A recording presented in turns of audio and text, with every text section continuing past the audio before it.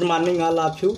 Now we discuss next unit in your syllabus. हम बच्चों आज हम पर चर्चा करते हैं इकाई 3 में विद्युत धारा का चुंबकीय प्रभाव तथा चुंबकत्व। इसके अंतर्गत अध्याय अगर बात करेंगे तो अध्याय नंबर हम 7 की बात करेंगे। अध्याय कौन सा बात करेंगे? अध्याय नंबर 7। अध्याय नंबर 7 का नाम है, जिस पर हमें विशेष अध्ययन करना है, विद्युत धारा का चुंबकीय प्रभाव। विद्युत धारा का चुंबकीय प्रभाव। विद्युत धारा का चुंबकीय प्रभाव, ये आपका अध्याय संख्या 7 है। इस पर क्या करेंगे? अब हम आपका पर चर्चा करेंगे। जैसा कि आपको पता है, अध्याय संख्या 6 अर्थात 2 यूनिट का हम पूर्ण रूप से अध्ययन कर चुके हैं। बहुत से बच्चे अभी अपनी कापी को पूर्ण नहीं कर रहे हैं। कृपया करके वो अपनी कापी अनिवार्य रूप से पूर्ण कर लें, अन्यथा वो बहुत पीछे हो जाएंगे। जो कि हमारे यूट्यूब चैनल पर प्लेलिस्ट में जाकर क्लास 12 के वीडियो को आप अनिवार्य रूप से डेट बाय डेट आप देख सकते हैं, जो कि हम डेट बाय डेट उसको सेट कर दिए हैं। इस प्रकार से आप उस वीडियो को देखकर अपनी कॉपी को कंप्लीट करिए और जो आपके समझ में न आवे उसको आप अवश्य पूछिए। आइए हम स्टार्ट करते हैं अध्याय संख्या 7, जिसका नाम है विद्युत धारा का चुंबकीय प्रभाव। तो यहाँ अगर ध्यान दिया जाए, विद्युत धारा का चुंबकीय प्रभाव सबसे ही पता है। चुंबकीय प्रभाव आपको पता है, आवेश प्रवाह के चारों ओर, आवेश प्रवाह के चारों ओर कौन सा क्षेत्र उत्पन्न होता है? चुंबकीय व वैद्युत क्षेत्र उत्पन्न होता है। यह आपको पता है, वैद्युत क्षेत्र उत्पन्न होता है। अब यहाँ ध्यान दीजिए, चूँकि वैद्युत धारा की बात चल रही है और वैद्युत धारा सबसे ही पता है, बिना आवेश प्रवाह के वैद्युत धारा उत्पन्न नहीं होगा। इसका मतलब आवेश प्रवाह जब होगा तभी वैद्युत धारा उत्पन्न होगा। इसका मतलब ये स्पष्ट हो गया, वैद्युत धारा जब विद्युत तार में वैद्युत धारा प्रवाहित होने पर, धारा प्रवाहित होने पर उसके चारों ओर सदैव कौन सा क्षेत्र? चुंबकीय क्षेत्र व वैद्युत क्षेत्र उत्पन्न होता है। वैद्युत क्षेत्र उत्पन्न होता है। अब ये कैसे अनुभूत किया जाए? उत्पन्न होता है। ये कैसे माना जाए कि ये होता है? हमने तो कथन लिख दिया। अब आप सोच रहे हैं हम कैसे माने ये होता है? हम कहते हैं होता है, आप कहते हो हम नहीं मानेंगे। यही तो साइंस है। साइंस में थ्योरेटिकली और प्रैक्टिकली बात को क्या होता है, अप्रूव किया जाता है।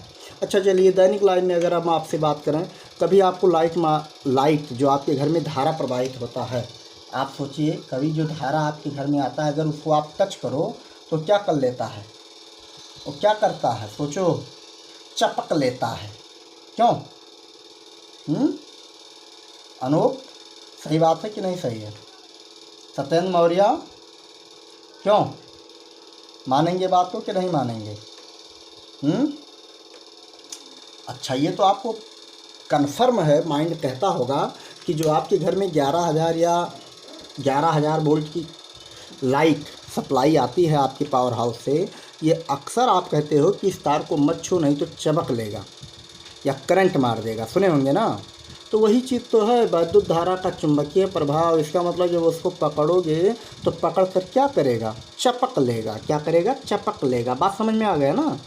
अभी ये प्रभाव आपको दैनिक लाइफ में आप अनुभूत करते होंगे, महसूस करते होंगे, क्योंकि आपके माइंड में सेटअप कर दिया गया कि जब आप तार को पकड़ोगे तो क्या करेगा? वो चपक लेगा। अच्छा, ये चपक तो लेगा, लेकिन इसके संदर्भ में प्रायोगिक सत्यापन भी है। तो उस सबसे पहले हम प्रायोगिक सत्यापन को देखते हैं। आस्टर नामक एक वैज्ञानिक हुए। कौन हुए? आस्टर नामक वैज्ञानिक। उन्होंने एक प्रयोग के द्वारा इस चीज़ को क्या किया? सत्यापित किया। सन 1920 ईस्वी में। तो इस प्रयोग को आइए देखते हैं, आस्टर्ड का प्रयोग देखते हैं। सबसे पहले इन्होंने क्या किया, आस्टर्ड नामक वैज्ञानिक ने क्या किया, कुछ इस प्रकार से उन्होंने परिपथ लिया। देखिए, मान लीजिए एक धारावाही तार AB है, इसको इन्होंने सेल से जोड़ दिया और इधर एक कुंजी के लगा दिया। ठीक, अब ये बताइए क्या इसमें धारा बहेगा? क्यों, सोच कर बताइए महिमा जायसवाल, सोच कर बताइए क्या इसमें धारा बहेगा? बिल्कुल नहीं बहेगा। तब दृष्टि बताइए, इसमें क्या धारा बहेगा? बिल्कुल नहीं बहेगा। चलिए आंचल सिंह बताइए, इसमें धारा बहेगा कि नहीं बहेगा? बिल्कुल नहीं बहेगा। अब सभी लोग से हम पूछे क्यों नहीं बहेगा, तो आप तुरंत कहोगे सर कुंजी अभी क्या है, खुली है। कुंजी क्या है, खुली है। जब कुंजी खुला रहेगा तो क्या धारा बहेगा? बिल्कुल नहीं बहेगा। यहाँ ध्यान दीजिए। अब हम देखिए चित्र B में कुंजी को क्या करते हैं, ऑन कर देते हैं। कुंजी को ऑन किया गया, अभी तक आपका क्या किया गया, कुंजी को बंद किया गया। जब कुंजी को बंद कर दोगे तो धारा का क्या होगा, प्रवाह होगा। देखिए धारा का प्रवाह इधर से होना प्रारंभ हो गया। सही है, आपको ये पता है धारा सदैव धन से ऋण की ओर बहती है, ये भी पता है धन से ऋण की ओर बहती है। अब इसमें कैसे पता चला, इसमें कैसे पता चला कि इसके चारों ओर चुंबकीय क्षेत्र उत्पन्न होता है? इसको देखने के लिए उन्होंने क्या लिया, एक चुंबकीय सुई लिया। क्या लिया उन्होंने, एक चुंबकीय सुई। और चुंबकीय सुई को इसी के नीचे क्या किए, लगा दिए। चुंबकीय सुई को उन्होंने क्या किया, इसी के नीचे लगा दिया। जब लगा दिए तो ये आपके देखिए धारा का प्रवाह नहीं हो रहा है, तब आपका चुंबकीय सुई ऐसे मिलती है। इसका मतलब ये नॉर्थ है और ये क्या है, साउथ है। कल्पना में हम बात कर रहे हैं, ये नॉर्थ है, ये क्या है, साउथ है। देखिए जब सुई आपका ऐसे होती है, जब इन्होंने क्या किया, ध्यान दीजिए, जब इन्होंने क्या किया, कुंजी को ऑन किया तो यही चुंबकीय सुई क्या होती है, घूम जाती है। घूम कर किस डायरेक्शन में हो जाती, ऐसे हो जाती। देखिए विक्षेप हो गया, चुंबकीय सुई में क्या हो गया, विक्षेप हो गया। ये नॉर्थ है, ये क्या है, साउथ। इसका मतलब ये ऐसे मूव कर गया। बात समझ आया? एंटी क्लॉकवाइज ये मूव किया। देखिए यहाँ पर इन्होंने प्रयोग द्वारा ऐसा पाया है, चुंबकीय सुई को ऐसे पास में लाओ तो चुंबकीय सुई इधर क्या हो जाती है, विक्षेपित हो जाती है। परंतु जब धारा की दिशा बदल दी जाती है, देखिए यहाँ धारा की दिशा बदल दी गई हो, कुंजी को क्या किया गया, ऑन किया गया, तो धारा की दिशा ऐसे है इसमें। तो जब धारा की दिशा बदल दी जाती है तो कुंजी जो है, चुंबकीय सुई की दिशा क्या होती है, बदल जाती है। चुंबकीय सुई इस डायरेक्शन में मूव कर रही है ना, आपकी बात किस डायरेक्शन में मूव करेगी, इस डायरेक्शन में मूव करेगी। ध्यान दीजिए, ध्यान दीजिए, ये आपका नॉर्थ यहाँ हो जाएगा, साउथ यहाँ हो जाएगा। उपरोक्त प्रयोग के आधार पर, उपरोक्त प्रयोग के आधार पर आस्टर्ड ने ये बताया कि धारावाही तार में भी चुंबकीय प्रभाव उत्पन्न होता है। ऐसे लिखा जाएगा, उपरोक्त प्रयोग के आधार पर, उपरोक्त प्रयोग के आधार पर सन 1820 में आस्टर्ड ने बताया कि धारावाही तार में भी चुंबकीय प्रभाव उत्पन्न होते हैं। यदि दिशा हम बदल देते हैं तो चुंबकीय क्षेत्र की भी दिशा क्या होती है, बदल जाती है। यहाँ ध्यान दीजिए, अगर दिशा धारा के प्रवाह की दिशा जब बदल जाएगी तो चुंबकीय क्षेत्र की दिशा क्या होती है, बदल जाती है। जैसे चुंबक के चारों ओर चुंबकीय क्षेत्र पाया जाता है, ठीक उसी प्रकार धारावाही तार या धारावाही चालक के चारों ओर क्या पाया जाता है, चुंबकीय क्षेत्र। जैसे यहाँ लिखा जाएगा, जैसे चुंबक के चारों ओर चुंबकीय क्षेत्र, कौन सा क्षेत्र, चुंबकीय क्षेत्र होता है, चुंबकीय क्षेत्र होता है। जैसे चुंबक ले लीजिए, कुछ दूरी पर एक दूसरा चुंबक लाइए तो वो क्या करता है, एक दूसरे को आकर्षित करता है या प्रतिकर्षित कर देता है। इसका मतलब उसका क्षेत्र है कुछ। जैसे चुंबक के चारों ओर चुंबकीय क्षेत्र होता है, ठीक उसी प्रकार धारावाही तार के चारों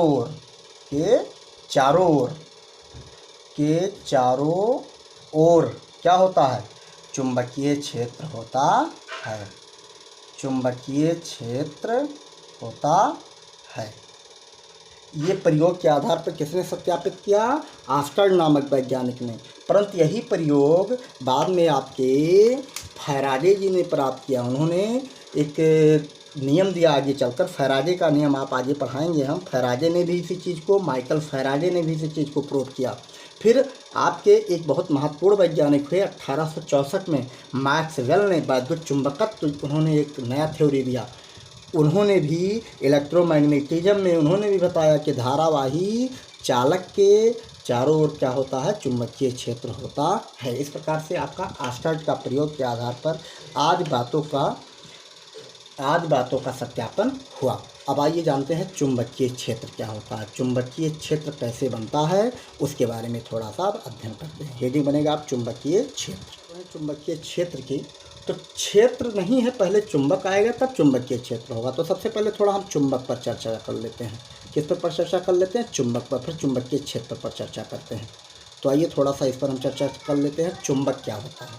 चुंबक जो होता है ये आप जान लीजिए, चुंबक क्या है? लोहे का अयस्क है। किसका अयस्क है? लौह अयस्क है। लौह अयस्क है।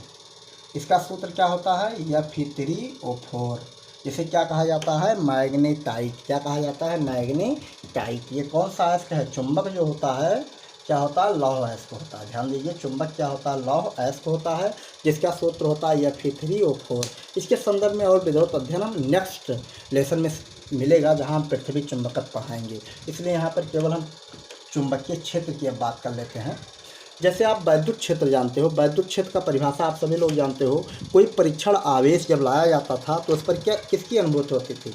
बल की अनुभूति होती थी ना, आकर्षण या प्रत्कर्षण बल की अनुभूति होती थी। ठीक उसी प्रकार जब किसी चुंबक के चारों ओर कोई भी हम क्या लाते हैं, कोई भी एक चुंबकीय सुई लाते हैं। चुंबकीय क्षेत्र का मतलब किसी चुंबक के चारों ओर का वह क्षेत्र, चुंबक के चारों ओर का वह क्षेत्र जिसमें क्या लाने पर, चुंबकीय सुई क्या लाते हैं, वहाँ क्या लाते थे? परीक्षण आवेश लाते थे वैद्युत क्षेत्र में। यहाँ क्या लाएंगे?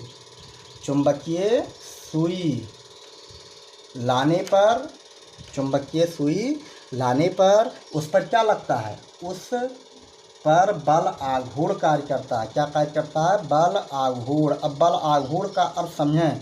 सुई जो घूमती है उसी को कहा जाएगा बल आघूर्ण। जब हम चुंबकीय, ऐसे तो होता है चुंबक, और चुंबक में चुंबकीय सुई, तो चुंबकीय सुई में एक सुई होती है जो क्या करती है? घूमती है। जैसे दैनिक लाइफ में आप सभी लोग दिक्सूची देखे होंगे ना, छोटा सा होता है, छल्ले में रहता है, वो भी घूमता रहता है। ठीक उसी प्रकार चुंबकीय सुई भी होता है।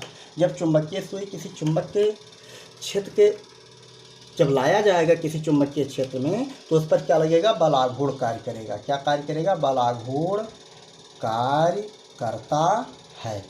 बल आघूर्ण कार्य करता है। तो इस अनुभूत या कहिए तो कार्य करता है। तो इस क्षेत्र को कहा दीजिए, इस क्षेत्र को क्या कहा जाएगा?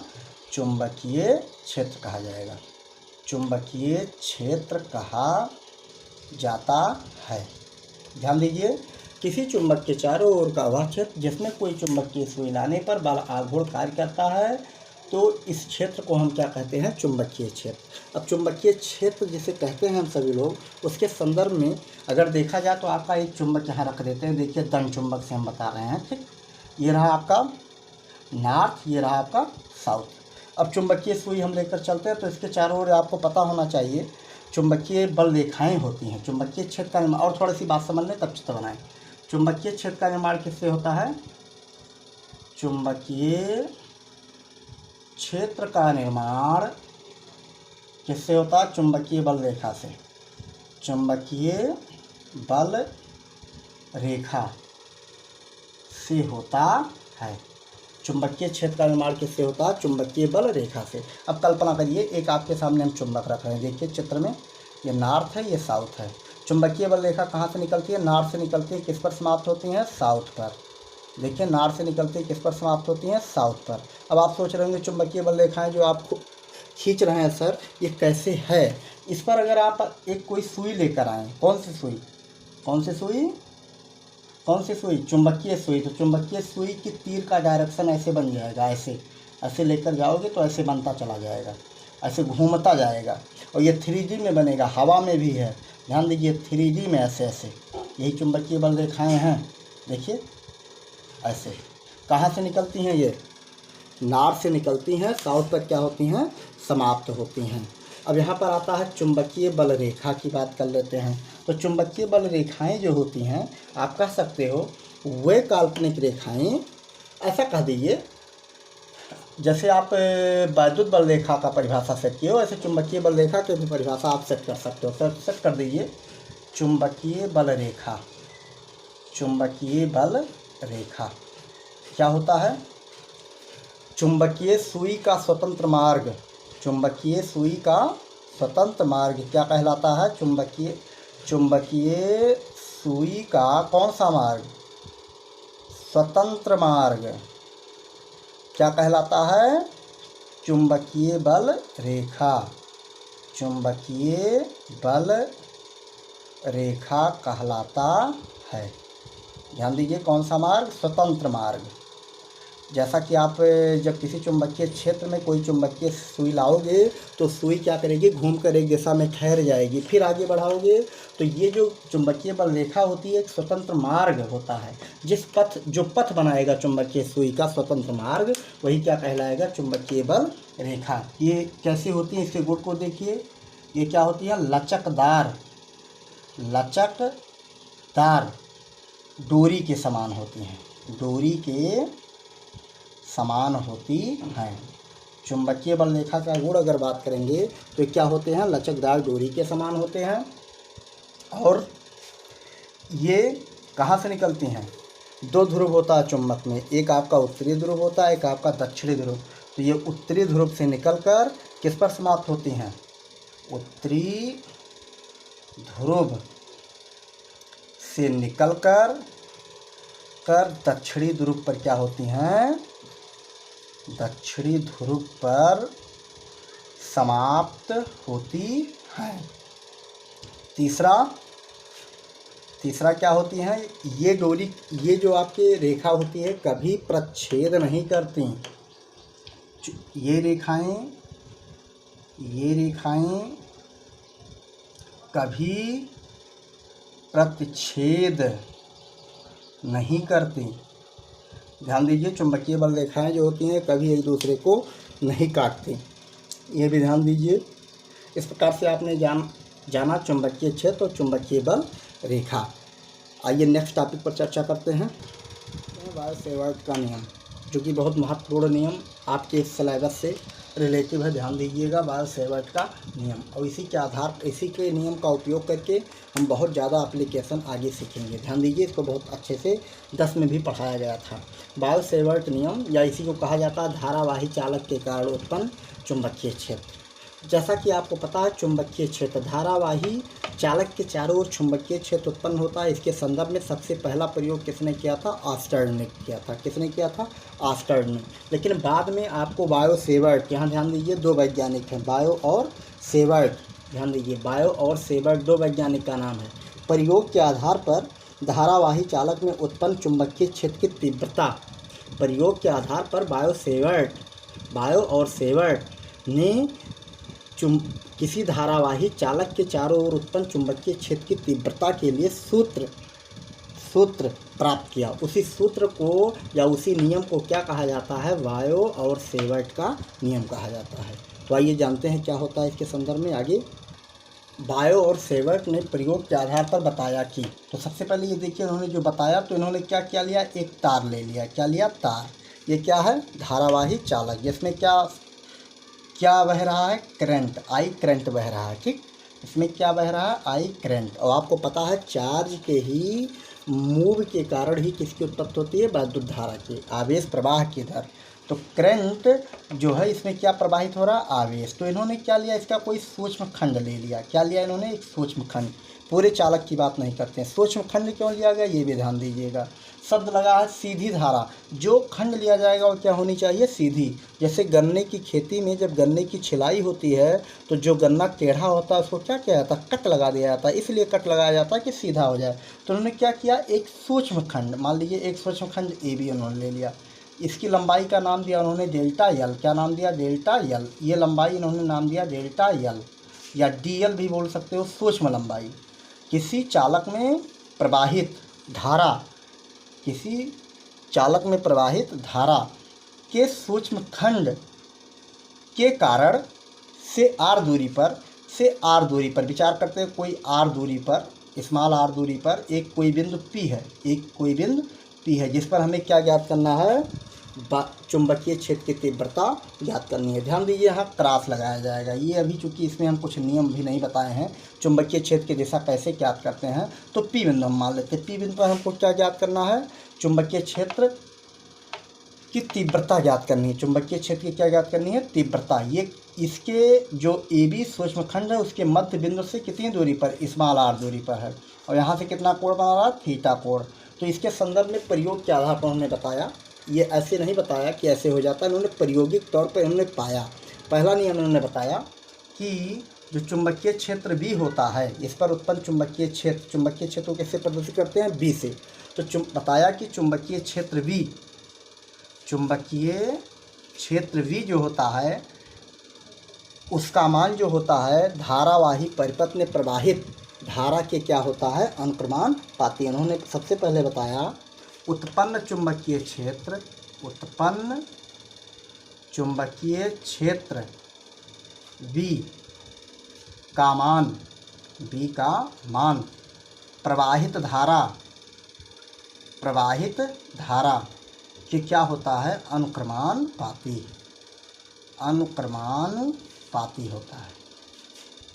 पहला इन्होंने नियम बताया कि किसी धारावाही चालक में उत्पन्न चुंबकीय क्षेत्र उसमें प्रवाहित धारा के क्या होता है, अनुक्रमानुपाती। इसको दर्शा देते हैं डेल्टा V से। किससे दर्शा देते हैं, डेल्टा V से। तो delta V directly proportional I,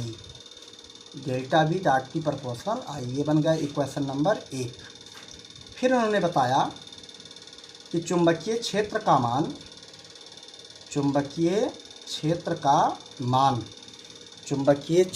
मान जो होता है उसके जो सूक्ष्म खंड लंबाई है उस लंबाई के क्या होता है, अनुक्रमानुपाती। चुंबकीय क्षेत्र का मान जो होता है सूक्ष्म खंड की लंबाई के सूक्ष्म खंड किसका, धारावाही चालक का सूक्ष्म खंड डेल्टा L कि क्या होता है, अनुक्रमानुपाती होता है।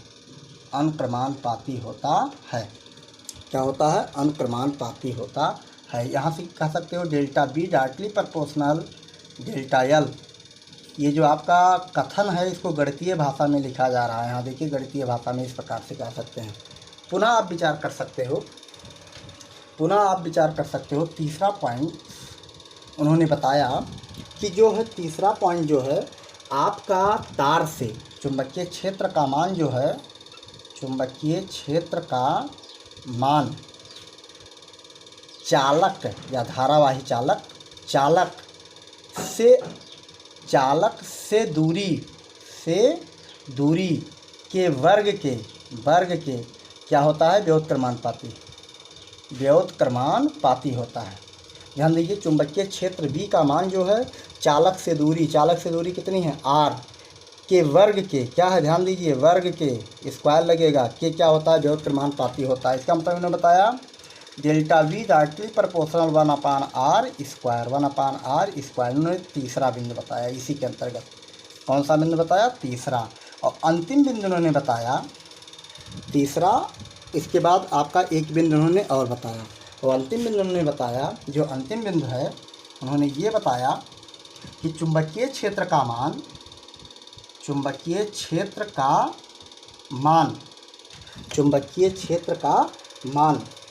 जो यहाँ पर कोण बन रहा है, चुंबकीय क्षेत्र का मान, इसको कहा जाएगा, ध्यान दीजिए, चुंबकीय क्षेत्र का मान साइन थीटा, साइन को हिंदी में क्या कहा जाता है, ज कहा जाता है। चुंबकीय क्षेत्र का मान थीटा की कोण की के क्या होता है, अनुक्रमानुपाती होता है। ध्यान दीजिए, इन्होंने कौन बायो और सेवर्ट ने कुल मिलाकर कितने बिंदु सुझाए, 4 बिंदु। चुंबकीय क्षेत्र का मान कोण क्या बन रहा, थीटा की जा मीन्स होता है साइन थीटा, इसका मतलब डेल्टा V डायरेक्टली प्रोपोर्शनल हो जाएगा साइन थीटा। क्या हो जाएगा? Sine theta. ये आपके 4 बिंदु उन्होंने विचार किए। कितने बिंदु विचार किए? 4 बिंदु। उन्होंने इन चारों बिंदु के आधार पर 4 बिंदु सुझाए। उन्होंने इन चारों बिंदु को विचार करते हुए एक प्रॉपर, इन चारों को भी एक बिंदु पर एक समीकरण से लोकेशन देंगे। उसी पूरे समीकरण को क्या कहा जाएगा? बायो-सेवर्ट का नियम या बायो-सेवर्ट का सूत्र। तो आइए देखते हैं इन चारों नियमों को एक साथ अगर हम लिखें तो सूत्र क्या बनेगा। इन चारों नियम पर हम विचार करते हैं। ध्यान दीजिए, ये बायो और सेवर्ट ने अपने प्रयोग के आधार पर बताया। तो इक्वेशन से हम लिख सकते हैं delta V directly proportional I into delta L into sine theta upon R square. देखिए चारों बिंदु इसी में मेंशन हो गया, चारों बिंदु एक साथ हो गया। अगर उन चारों इक्वेशन पर अगर ध्यान दिया जाए तो उसकी सहायता से हम लिख सकते हैं। आइए, आपको बताया गया पहला नियम, चुंबकीय क्षेत्र का मान धारा के क्या होता है? अनुक्रमानुपाती। चुंबकीय क्षेत्र का मान क्या होता है? सूक्ष्म लंबाई के अनुक्रमानुपाती। चुंबकीय क्षेत्र का मान क्या होता है? थीटा कोण की ज्या के अनुक्रमानुपाती। और अंतिम के बीच की दूरी का वर्ग के क्या होता है? अनुक्रमानुपाती। चारों नियम इसी में आ गए। अब अनुक्रमानुपाती चिन्ह गायब करेंगे तो डेल्टा V बराबर हो जाएगा आपका μ0/4 I into delta L sine theta upon R square. ध्यान दीजिए, μ0/4। और म्यू को क्या कहा जाता है? ये ध्यान रखना, म्यू को कहा जाता है चुंबक की निर्वात की चुंबकशीलता। म्यू को कहा जाता है निर्वात की चुंबकशीलता। जहाँ μ0 क्या है? निर्वात की चुंबकशीलता। प्रयोग के आधार पर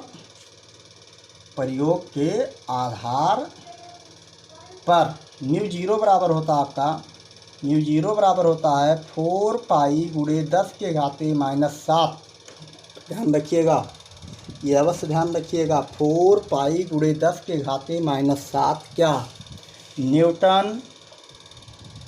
न्यूटन प्रति एम्पेयर स्क्वायर। न्यूटन प्रति एम्पेयर स्क्वायर। μ0 बराबर होता है आपका 4 पाई गुणे 10 के घाते -7 न्यूटन प्रति एम्पेयर स्क्वायर। यहाँ पर ध्यान दीजिए, इसको मान लेते हैं इक्वेशन नंबर 5। क्या मान लेते हैं? Equation number 5। इसी इक्वेशन नंबर 5 को क्या कहा जाता है? बायो-सेवर्ट का नियम। क्या कहा जाता है? इसी को क्या कहा जाता है? उपरोक्त सूत्र को यहाँ लिख सकते हैं। यहाँ कह सकते हो आप स्पष्ट, इक्वेशन नंबर 5 क्या कहोगे?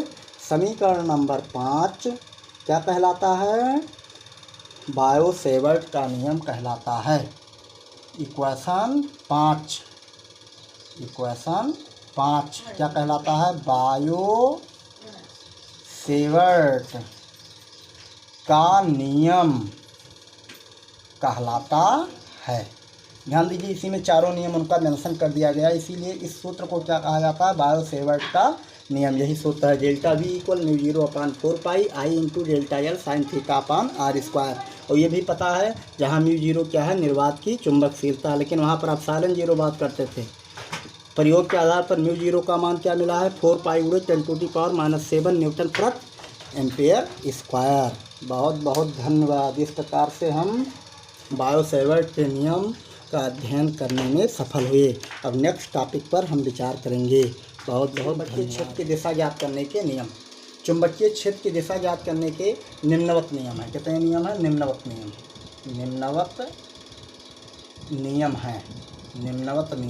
है। तो पहले नियम पर बात करते हैं। चुंबकीय क्षेत्र की दिशा ज्ञात करने का पहला नियम है मैक्सवेल का दक्षिणावर्ती पेच का नियम। मैक्सवेल एक वैज्ञानिक है, ध्यान दीजिए। मैक्सवेल का दक्षिणावर्ती पेंच का नियम। ये ध्यान दीजिए, इसमें क्या होता है? मैक्सवेल एक क्या है? वैज्ञानिक है। उन्होंने बताया, जैसे हम सभी लोग पेचकस जानते हो ना? पेचकस ऐसे कसा जाता है, स्क्रू जैसे कसते हो, ऐसे पकड़ते हो ना? ध्यान दीजिए, जो लपेट है उंगलियों की, जैसे ऐसे ये देखिए, ये आपका धारा ये क्या है, चालक है। चालक में धारा जिस दिशा में बह रहा है उसी दिशा में क्या करते हैं हम, एक पेचकस को ऐसे पकड़ लेते हैं। और देखिए धारा की दिशा जो होती है उसकी नोक की दिशा होगी, और जैसे इसको कसते हो तो जिस दिशा में आपका स्क्रू आपका कसता हुआ आगे बढ़ेगा। स्क्रू जानते होंगे आप सभी लोग, स्क्रू ऐसे स्क्रू रहता है ना, स्क्रू देखिए हम स्क्रू भी बना देते हैं भाई, ये स्क्रू है ना, इसी पर क्या लगाएंगे हम सभी लोग, एक पेचकस लगाएंगे। क्या लगाएंगे, पेचकस। क्या लगाएंगे, पेचकस। पेचकस में क्या लगा होता है बच्चों, एक मुट्ठी लगा रहता है। इसी लकड़ी के जो पकड़ होता है इसी पर हम क्या करते हैं, अपनी उंगलियों को ऐसे लपेट कर पकड़ते हैं। कुछ इस प्रकार से, चूँकि चित्र 3D में हम बना नहीं पा रहे हैं, क्योंकि बायोलॉजी के स्टूडेंट ज़्यादा बेहतर से बना लेते हैं भाई, हम बना तो नहीं पा रहे हैं, समस्या आ रही है। प्रयास करते हैं अब यहाँ उंगलियाँ लपेट कर हम कैसे दिखा दें भैया। अब हम समझ नहीं पा रहे हैं हम कैसे लपेटें, बताओ। ये उंगली है मान लीजिए, ये देखिए उंगली लपेट देते हैं ऐसे, कल्पना में ये ऐसे लपेट जाता है। अब समझ नहीं पा रहे हैं हम कैसे लपेटें, इसको पकड़ा ही नहीं पा रहे हैं। ऐसे कुछ पकड़ेंगे ना तो इधर उंगलियां उभरी नहीं रहेंगी, ऐसे कुछ। तो जिस दिशा में देखिए ये ऐसे मूवमेंट कराओगे ना, दक्षिणावर्ती ऐसे आप घुमाओगे, इसका मतलब ऐसे जैसे पेच जिस दिशा में कसेगा वो धारा की दिशा होगी। किसकी दिशा होगी, धारा की दिशा। अगर आप पेच को क्या करते हो, कसते हो, तो धारा की दिशा हो जाएगी। जिस दिशा में पेच आपका आगे बढ़ेगा, और जो अंगुलियाँ जो लिपटी हुई हैं इस पर, वो किसकी दिशा बताएंगी, बताओ किसकी दिशा, चुंबकीय क्षेत्र की दिशा बताएंगी। इसका मतलब ये अगर तार है, अगर धारा का दिशा ये है, तो इधर आपका जो होगा, इधर आपका आउट होगा। इसका मतलब इसका डॉट बिंदु दर्शाएंगे। कौन सा बिंदु दर्शाएंगे, डॉट बिंदु। डॉट बिंदु का मतलब होता है व्हाइट बोर्ड के तल के ऊपर की दिशा में, और ये क्रॉस बिंदु का मतलब होता है व्हाइट बोर्ड के तल के लंबवत दिशा में। इसका मतलब इधर चुंबकीय बल रेखाएं ऊपर की दिशा में आ रही हैं, इधर क्या हो रही हैं, इन कर रही हैं। ऐसे तो पकड़ रहे हो, देखो ये ऐसे। अगर इस डायरेक्शन को हम बदल दें, ऐसे पकड़ लें, तो देखिए दिशा बदल जाएगा तुम्हारे चुंबकीय क्षेत्र की। अब ऐसे मूवमेंट होने लगेगा। ये आपका दक्षिणावर्ती मतलब एंटी क्लॉकवाइज है, ध्यान रखिएगा। ठीक, आइए नेक्स्ट देखते हैं, क्योंकि आप 10 में पढ़े होंगे इसको विधिवत। नेक्स्ट है आपका इसी के अंतर्गत मैक्सवेल का दाएं हाथ का नियम। मैक्सवेल का दाएं हाथ का नियम। एक और है मैक्सवेल का